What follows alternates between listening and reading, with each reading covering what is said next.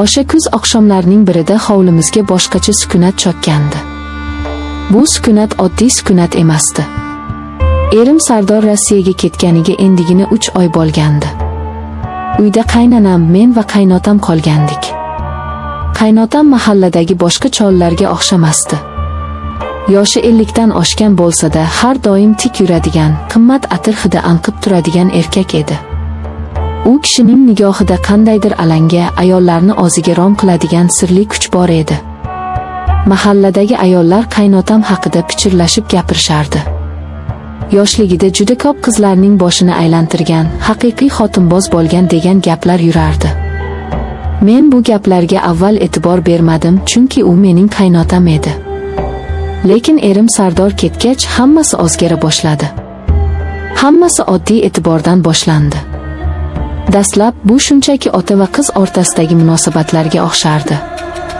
Lekin qaynotamning munosabati boshqacha edi. U bozor qilganda har doim menga atab nimanidir qo'shib olib kelardi. Ba'zan ro'mol, ba'zan men yoqtiradigan narsalar. Qaynonam sodda, kasalmand ayol bo'lgani uchun ko'pincha xonasidan chiqmasdi.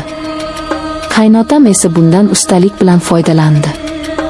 Esimda, yomg'ir sharros quyayotgan kuni bozorga tushishimizga to'g'ri keldi. Qaynotam mashinani boshqarib borar, men orqa o'rindiqda o'tirardim. Oynadan tushayotgan yomg'ir tomchilariga tikilib ketayotgandim. Sardor telefon qilib turibdimi deb so'radi liqlik bilan. Ha, kecha gaplashdik dedim. U yosh, hali hayotni tushunmaydi. Seni bunday yolg'iz tashlab ketish yaxshimas dedi kutilmaganda. Bu gap meni oyga toldirdi. Oz bolasini yomonlayotgandek emas, balki menga achinayotgandek gapirardi. Mashina salonida uning o'tkir atir hidi hukmron edi. O'sha kuni u menga shunchaki kelin sifatida emas, balki ayol sifatida qaragani sezildi. Kozgudan kozlarimiz to'qnashganda men nigohimni olib qochdim. Kunlar o'tgani sayin bu o'yin yanada chuqurlashdi. Qaynotam o'zining mahoratini ishga solgandi. U kishi ayollar nimalarni yaxshi ko'rishini, qanday so'zlar ularning quloqiga yoqishini juda yaxshi bilardi. Sardor menga aytmagan maqtovlarni otasi aytardi. Bugun choy damlashing ozgacha, qoling gulda, qizim, derdi u. Choynakni uzatayotib, qo'llarimiz salgina tegib ketganda. O'sha lahza badanim titrab ketdi. Bu qo'rquvmidi yoki boshqa narsa, o'shanda tushunmagandim. Bir kuni kechki ovqat payti qaynonam uxlagani kirib ketdi. Dasturxon atrofida ikkimiz qoldik. Qaynotam choy hoplayotib yoshlikdagi sarguzashtlari haqida gapirib berdi. Uning hikoyalari shunchalik qiziqarli va rang-barang ediki, men beixtiyor tinglab o'tirardim. U o'zini qanday tutishni, suhbatdoshini qanday sehrlashni bilardi. Inson hayotda bir marta yashaydi, dedi ko'zlarimga tikilib. Baxtni uzoqdan izlash kerak emas. Ba'zan baxt yoningda turadi, lekin sen uni ko'rmaysan. Bu so'zlar shunchaki falsafa emasligini ich-ichimdan his qildim.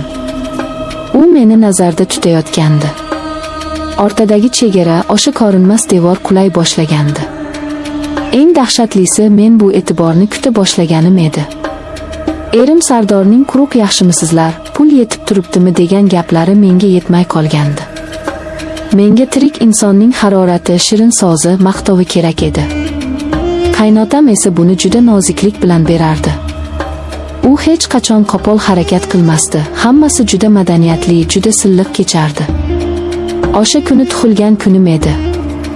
Sardor ertalab tabriklab pul jo'natishini aytdi.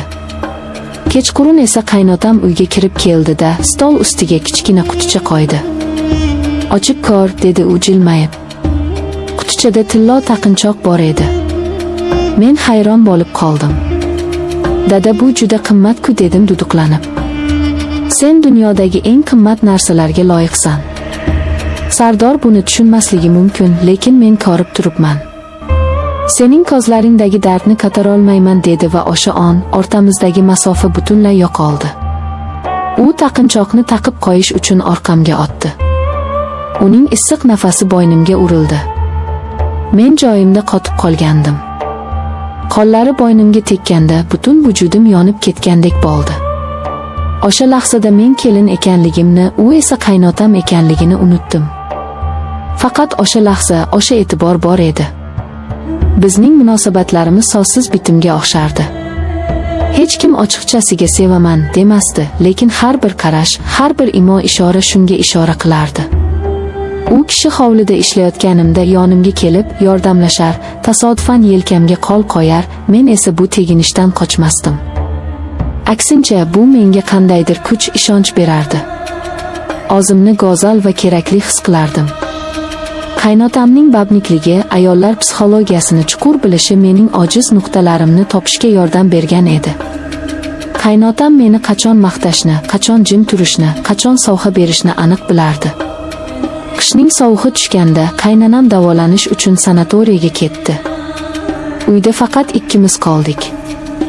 Bu vaziyatdan qo'rqishim kerak edi, lekin men ichimda boshqacha bir hayajon tuydim. Oqshomlari televizor qarshisida o'tirardik. U menga meva archib berardi. Bilasanmi, dedi u bir kuni kechqurun. Men yoshligimda ko'p xatolar qilganman. Lekin hech qachon birovni majburlamaganman. Ayollar menga o'zlari talpinishgan. Chunki men ularni tinglardim. Erkak kishi ayolni tinglashni bilishi kerak. U menga yaqinroq o'tirdi. Sen eshitilmagan ashulaga o'xshaysan. Sardor sening qadringga yetmaydi. Agar men yoshroq bo'lganimda. U gapini tugatmadi, lekin ma'nosi aniq edi. Uning qo'llari kaftimdan ushladi, men qarshilik qilmadim. O'sha tunda biz uzoq suhbatlashdik. U o'zining armonlari haqida gapirdi. Men esa ilk bor kimdir meni shunchalik diqqat bilan eshitayotganini his qildim. Qaynotam bilan bo'lgan bu yaqinlik meni o'z domiga tortib ketgandi. Men vijdon azobini his qilardim, tushlarimda ota-onamni ko'rib cho'chib uyg'onardim. Lekin ertasi kuni qaynotamning birgina tabassumi, birgina shirin so'zi barcha shubhalarimni yuvib ketardi.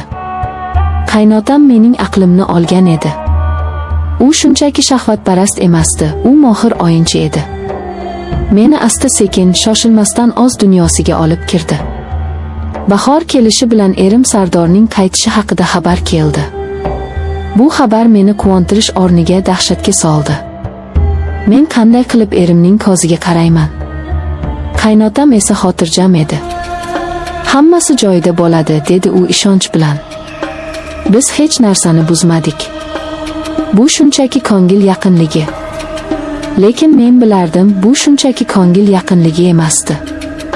Bu xiyonatning yomoni, eng yashirin shakli edi. Biz jismonan chegara buzmagan bo'lsak-da, ruhan allaqachon bir-birimizga bog'lanib qolgandik. U meni o'ziga o'rgatib qo'ygandi.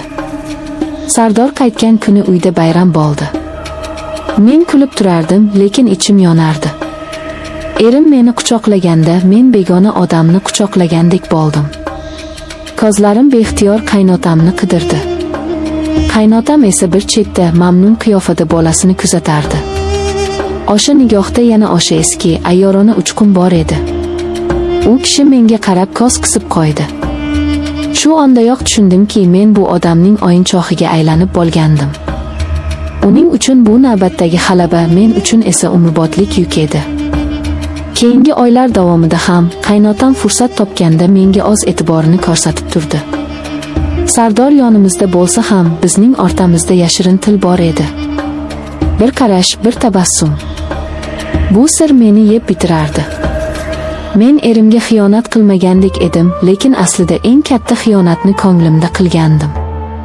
Qaynotam haqiqiy babnik ekanligini o'shanda yana bir bor isbotladi. U o'z kelinni ham o'zining jozibasi bilan rom qildi va buni shunday ustalik bilan qildiki, hech kim, hatto ohli ham sezmadi. Men esa o'sha iliq munosabatlar, o'sha shirin so'zlar asirasiga aylandim. Sardorning soddaligi, ishonchi meni yanada ezardi. U otasini hurmat qilardi, meni esa sevardi. Biz esa uning orqasida o'zimizning kichik taqiqlangan dunyomizni yaratgandik.